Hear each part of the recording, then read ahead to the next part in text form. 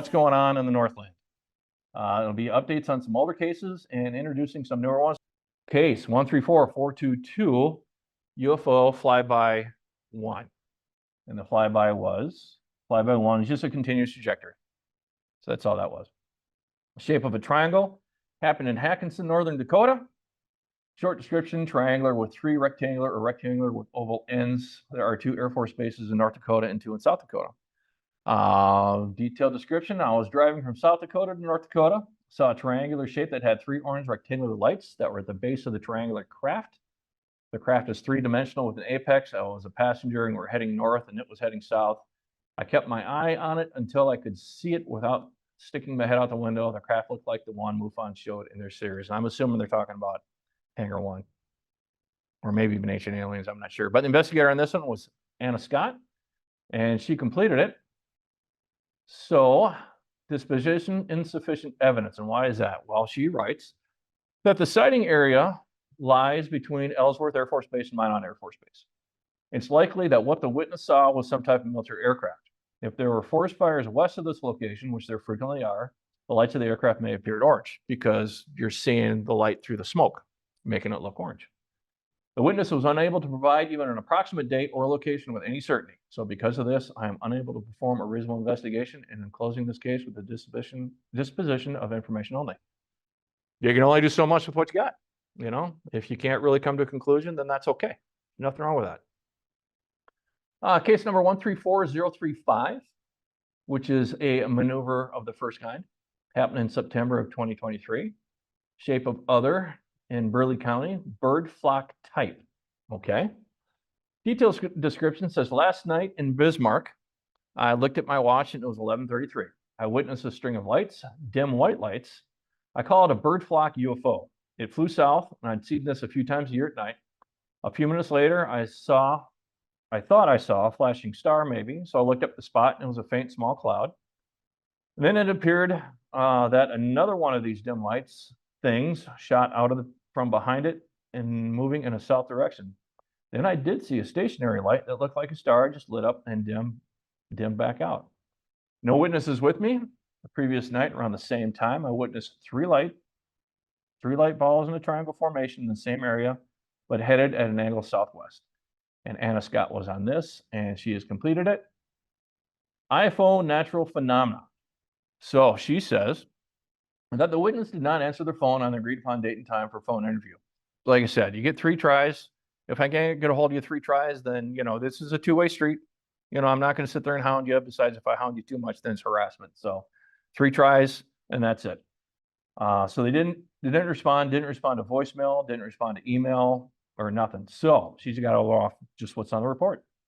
So given that the witness reports that the object looked like a flock of birds and actually refers to the object as that, it is this investigator's opinion that it was indeed a flock of birds.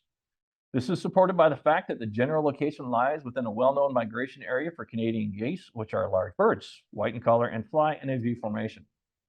The event date is consistent with their usual migration in that area, and it is also possible that this sighting was related to a recent SpaceX launch. However, since the witness calls it a flock of birds, I believe this is the most likely impetus for this sighting. The other sightings the witness refers to would require additional information to investigate and are likely also natural phenomena such as celestial bodies and or meteors. So I'm closing this case with a disposition of UFO natural phenomena migrating Canadian geese. Well done, Anna. Case 136314, CE1, close encounter of the first kind, happened in January 2024, so just last month. Circle in southwest Fargo. Light looks like there were, see, all I do is copy and paste off of the CMS, so don't yell at me for typos. Lights look like they were in triangle form. The detailed description, it was a view at night over a residential area, light with clouds with a humming. Sometimes the detailed description is not very detailed. So that's why you got to get a hold of the witness to find out what's going on. Anna is in charge of this. And Anna, are you putting Charles on this one? Yes, Charles is working with me on both this case and the other case that's recent in North Dakota. All right. Awesome. Good deal. So it's in progress. So when they figure that out, we'll find out. This is a picture that came with it. I think up in the upper left is maybe what they were talking about. The triangles down on the bottom, I believe, are just artifacts that were in the camera.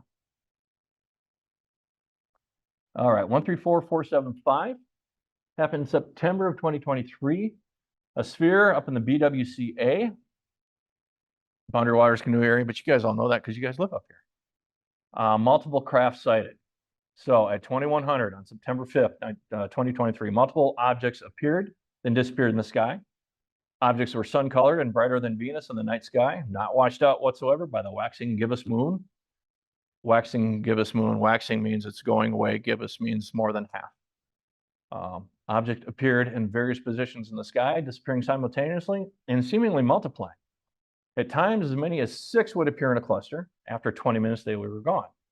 On September 26th, the following night, the object appeared again, briefly, performing what appeared to be replication, then disappearing after several minutes. Peter Collins and myself were on this one. We finished it. And this is not going to play now. How come you're not? There we go. This is what he saw. This is the movie that he made. So you can see the orange objects appear and disappear. They're kind of behind the clouds, almost looks like, or going in and out of the clouds. This is a view south from the Boundary Waters. It almost looks like it's in a line right there. And again, just kind of shows up and goes out. I think you'd zoom in maybe. That one there looks like it's in a line again. So is it a cigar shape? Is it, what is it, you know? Pops on and pops out.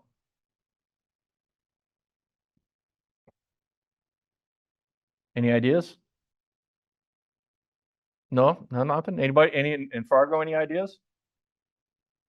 Well, I do, but that yeah, doesn't we're count not because talking I to already you. know the answer. So Yeah. no ideas here in Fargo. Okay. What direction is it? They're looking south. Yep. Yep. So there it is again. Almost looks like it's in a line.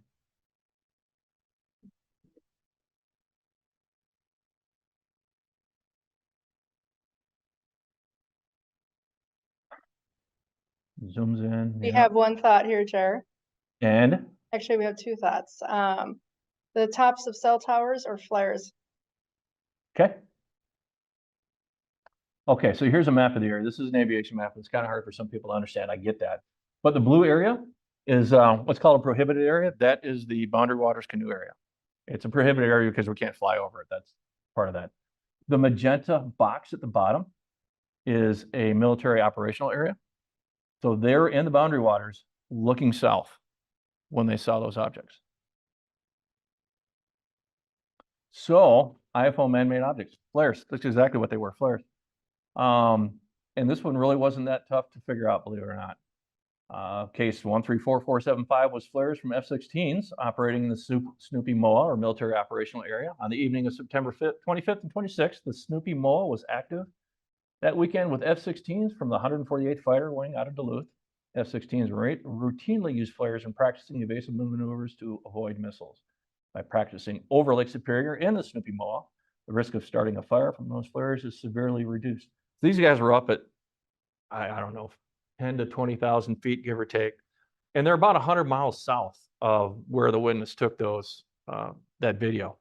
But those flares are so bright that you can see them just like that. So you'll see that happen a lot up here. You'll get some of those. I mean, the second I saw the video, I knew exactly what it was, or at least I think. Well, the flares only burn. Well, they just popped them again, you know. And so there's, I mean, there's several aircraft out there, and when they pop the flares, not all of them go. You know, they'll pop. They'll hit the button. It'll go a programmed, whatever the program is, 4 or 5 flares, and then because they'll carry, I think they carry 20 flares. I won't swear to that, but I think it's about 20 flares that they carry. Yeah. Yep. And at 100 miles away, you're definitely not going to see the aircraft, but you're going to see those flares pop up because, you know, they're anti-IR flares, you know, heat-seeking missiles. They're going to go for that flare before they go for the aircraft. That's what that was. Okay. Case 134475, September 2023, Severe and McGregor, small orb flew over me. So this person has a small cabin in northern Minnesota near the McGregor area. While returning home from a walk, he observed a dull metallic-looking orb, approximately the size of a bowling ball, fly across an open field over the road. I lost it as soon as it flew over the forest next to the road. I noticed no sound, no light, no wings, no propeller, just a round orb floating past me with no change in direction or elevation. The event lasted approximately 10 to 15 seconds. This one was really interesting. Obviously, I was the investigator on this one, and it's completed. So we got to talking about it, and I relayed a story of one that I didn't see, but I had heard of back in the late 80s, sorry. And then I showed him this footage and asked him if this was kind of what he saw. And this is all over the internet. You guys have probably seen this on the news too. That's Iraq. And it's a drone. Obviously, that's looking at all that. And it's just a sphere, just like a basketball, silver basketball.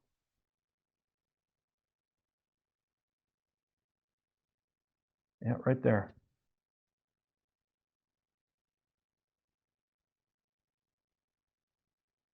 Just amazing. Okay, so this one's kind of hard to see. We discussed this particular case last year with Minnesota MUFON when we had some field investigator meetings. It's extremely difficult to see, I'm sure, but up in the circle area, you'll see a little white dot. If you zoom into that, this is what you saw here. Now, Anna did a lot of research with the witness and has done a lot. Anna, is there anything you would like to add or talk about on this? Well, I will say that I was a witness in this case. So Jared didn't ask my permission, but I'm happy to talk about it. So one of the things that you see in that image is basically it's quite pixelated. What I saw when I was looking at it was something that looked metallic, and I would say it was a little bit bigger than a basketball, probably closer to the size of a beach ball. Now, you notice in this picture, it looks like something's hanging down from it. There was, at the time that I took this, and unfortunately I didn't save it to the cloud, but I had many, many pictures. So in some of those pictures, it looks like a string. Some of those pictures are 4 or 5 wispy things. And so, of course, your first thought would be, okay, this is a balloon. However, it didn't act like a balloon. It didn't move like a balloon. It didn't have any other characteristics of a balloon. And when I was looking at it, it was not very far away from me, and I didn't see anything underneath it. So it was less than, I would say, 100 feet away from me when I first saw it. And it was maybe 10 to 15 feet above the ground. And this thing moved at least 55 miles an hour because I chased it with my car. And then it abruptly turned and went up over the Sawtooth Mountains. And I chased it for 7-8 miles. Did not have any characteristics of a balloon at all. So this was on the North Shore. It was just north of Lutsen. Okay. And like you said, the little wispy thing from underneath it there. On the Tic Tac video, the guys were talking about that they saw little wispy things coming out from underneath that too. So what that could be, I have no idea. But thank you, Anna. Appreciate it. I tried to give you an out there, but you didn't take it. Okay, so status completed. That was an unknown UAV. The witness is credible and calm. Oh, yeah. The witness was credible and calm. Witness described an object that had been seen many before and been caught on video. I just showed you the video of the one over the Middle East. And it's my opinion that the witness did in fact witness an unknown UAV. That one was pretty well. Okay, so case 135743, EEQ, an experiencer question there. All I can tell you was in December, someone from northern Minnesota sent in an experiencer questionnaire, and that's all I can tell you on this one. The experiencer ones are as confidential as possible, but I just want to let you know that things are happening and people are reporting it. And then same thing with this one here. This one was actually submitted as just a normal one, but it turned into an experiencer type report. So that's all you get there was 2 of them that got sent in. And that is what's going on in the Northland.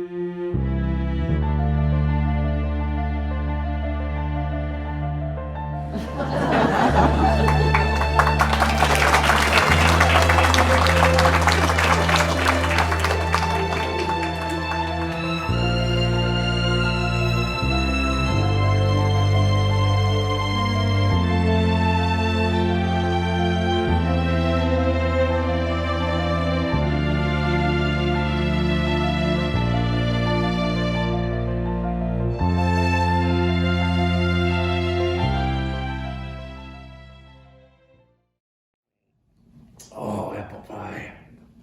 That's a good scrimshaw.